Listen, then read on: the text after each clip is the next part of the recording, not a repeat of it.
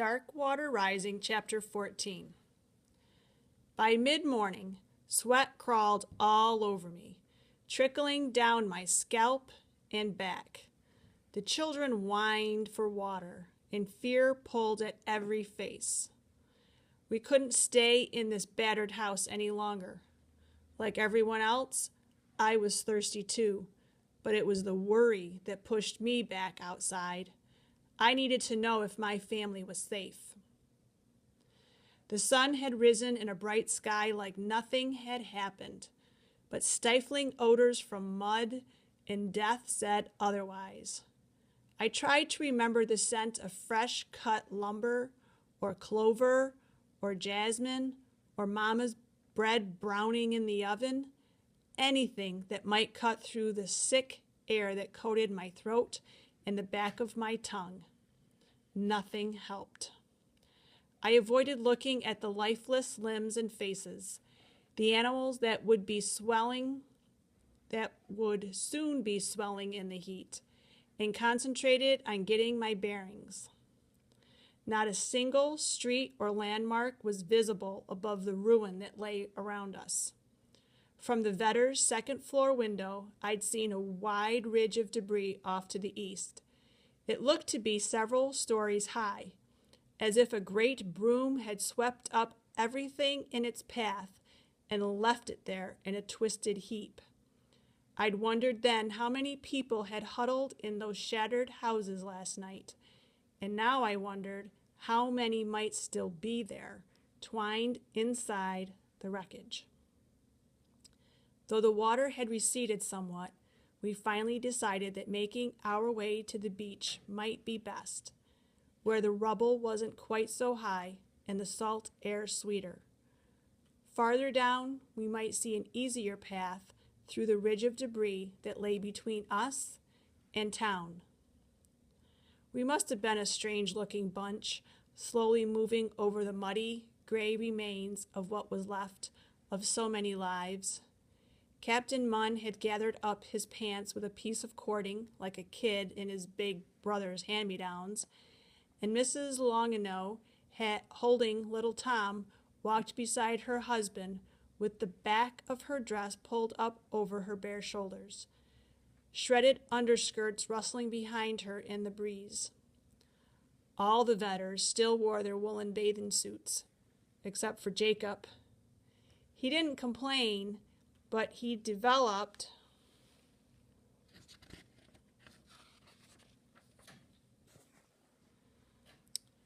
a permanent scowl at having to face the world in his sister's petticoat.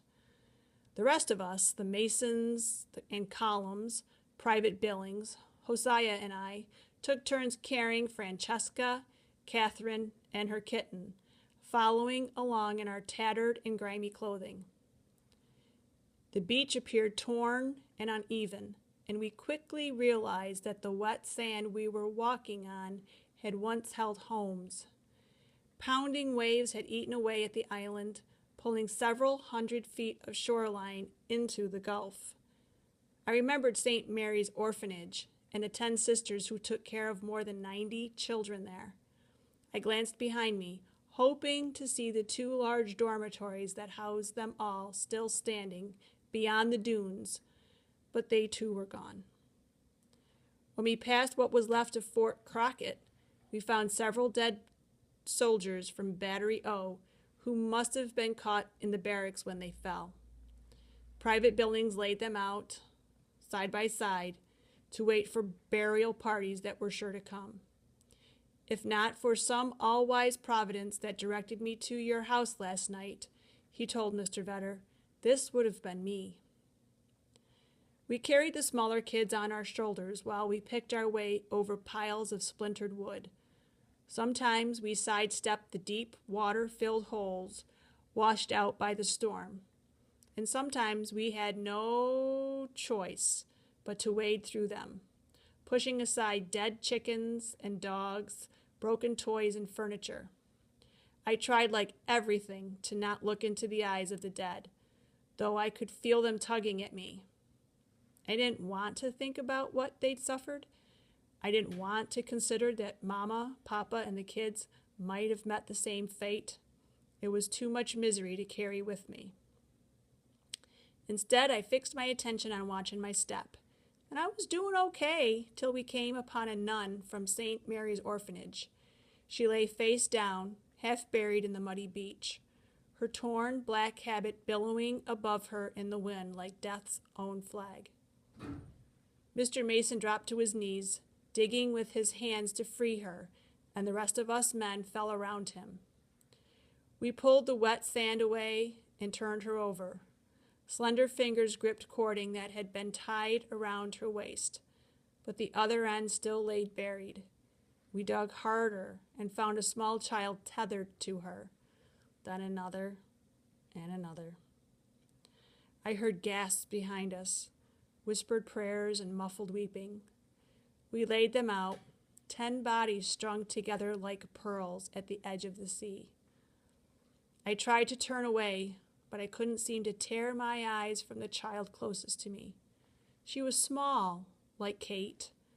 I brushed damp sand from her cheek and dark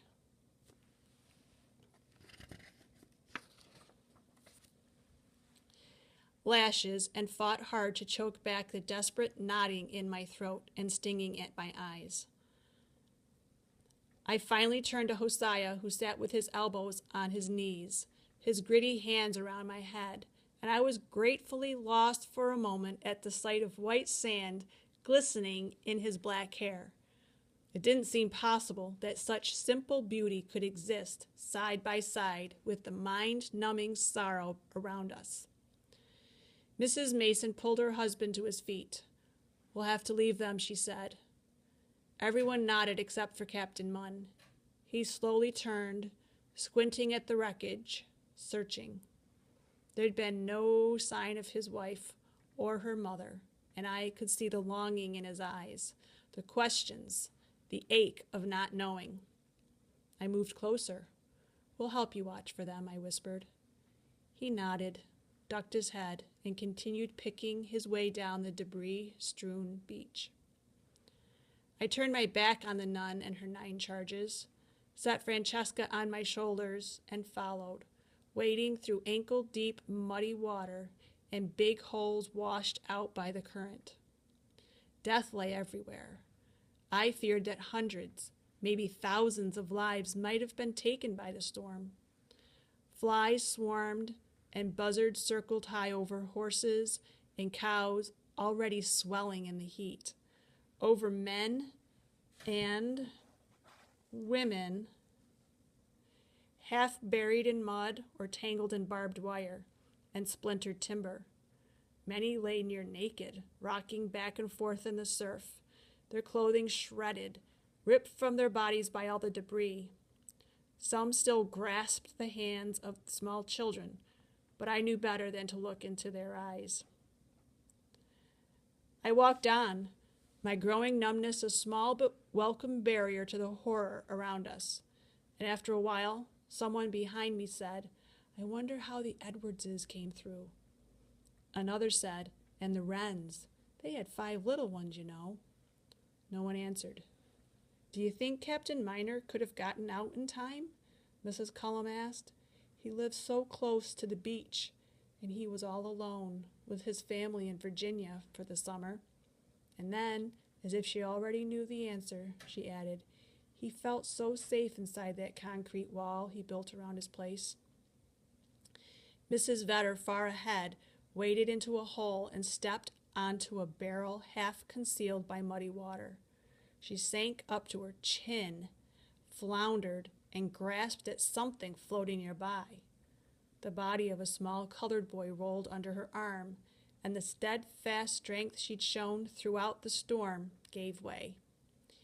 We hauled her sobbing from the murky water, and she collapsed at our feet, crying, "Charles, oh, please, please pull him out."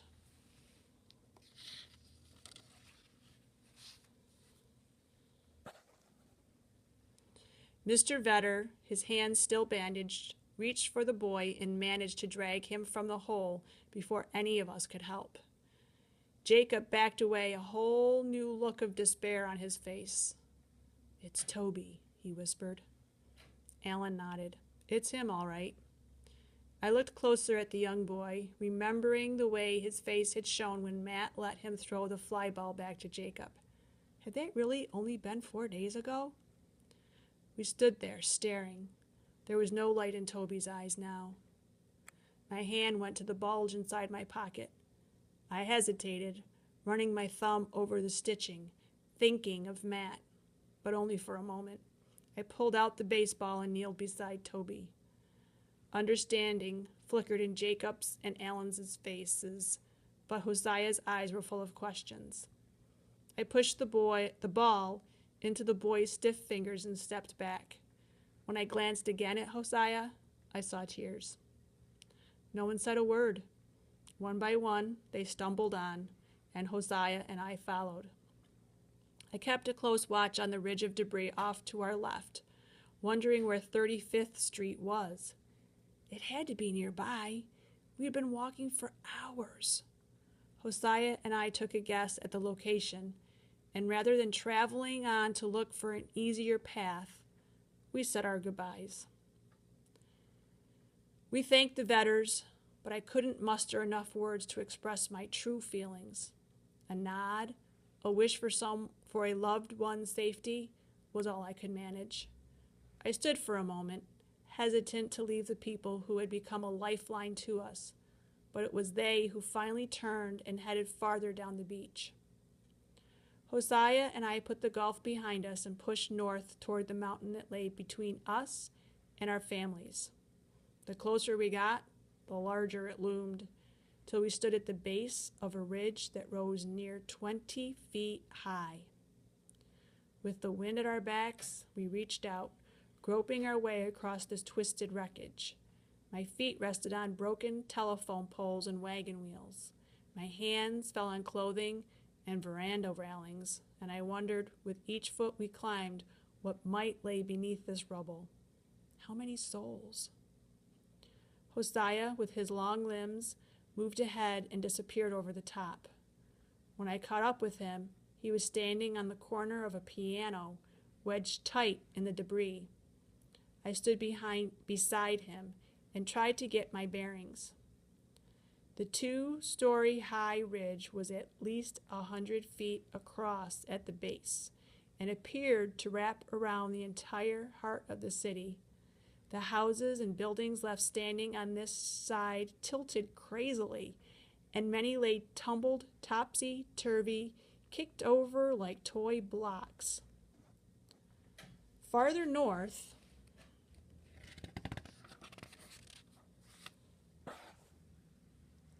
close to the bay, ships sat askew on land and in water, as if they'd been tossed into the air and left to fall. I looked toward 35th Street, which I figured lay just west of us, but couldn't make out much. I couldn't tell if Uncle Nate's house still stood or not. "We needs to go," Hosea said. I turned for a last glance at the beach. From my 20-foot perch, I could see for miles, but I couldn't fathom a guess at how many blocks had been swept clean away. They appeared to be nothing standing south of Avenue N, and beneath my feet, twisted into an endless ridge, lay everything. Thousands of homes, including the 4 we'd been working on, the Midway, the giant bathhouses, even trolleys. Turning my back on the impossible sight, I contemplated a path down past the sharp slate and splintered wood. Wind whipped at the torn clothing around my feet and whistled around my ears. Then I heard something else. My heart thumped. A voice? Hosea must have heard it too, because he stopped and turned to look at me. The weak cry came again, but this time I made out the words. "Can you hear me?" it asked. A girl's voice. I looked beneath my feet, and the horror of what might be swelled inside me like another storm. "She be under us," Hosea whispered, dropping to his knees. I kneeled beside him. "Where are you?" I called, then closed my eyes and listened closely. Here, she said weakly, I can see. Your leg. Her breathy voice sounded parched and raspy. I searched the jagged, dark openings around me, frantic for a glimpse of her, but couldn't see far enough inside. I began tugging, jerking, ripping at twisted lumber, pulling out dead kittens and broken mirrors, tree limbs and table legs, sending it all tumbling down the ridge. Hosea worked beside me, adding his strength to mine, but large timbers lay twined so tight. Finally, nothing would budge.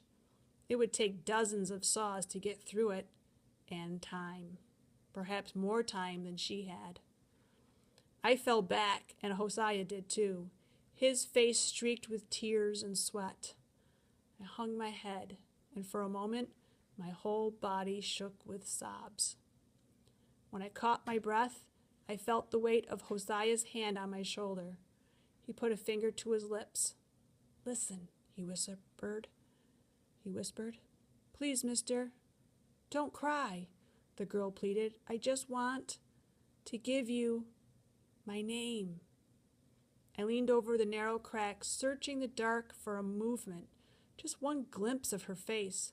We'll get help, I called. I don't want to die without someone knowing my name. I shoved my hand into the crack, pushing, straining.